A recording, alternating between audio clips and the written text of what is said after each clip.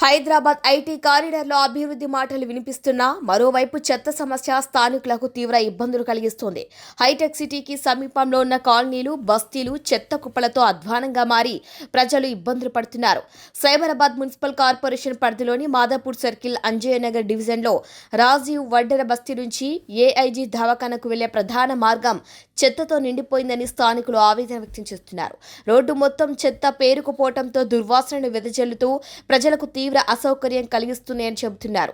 ఈ సమస్యపై పలుమార్లు అధికారులకు ఫిర్యాదులు చేసినా ఎలాంటి చర్యలు తీసుకోవటం లేదని స్థానికులు ఆరోపిస్తున్నారు. పరిస్థితి ఎంత దారుణంగా ఉందంటే ఆ మార్గంలో నడిచి వెళ్లాలంటేనే భయపడే పరిస్థితి ఏర్పడిందని అంటున్నారు. ప్రజల ఆరోగ్యాన్ని పూర్తిగా నిర్లక్ష్యం చేస్తున్నారని మండిపడుతున్నారు స్థానికులు. స్వచ్ఛ హైదరాబాద్, స్వచ్ఛ తెలంగాణ అంటే ఇదేనా అంటూ ప్రశ్నిస్తున్నారు. అధికారులు వెంటనే స్పందించి చెత్త సమస్యను పరిష్కరించడంతో పాటు బహిరంగ ప్రదేశాల్లో చెత్త పారేయకుండా ప్రజలకు అవగాహన కల్పించాలని డిమాండ్ చేస్తున్నారు.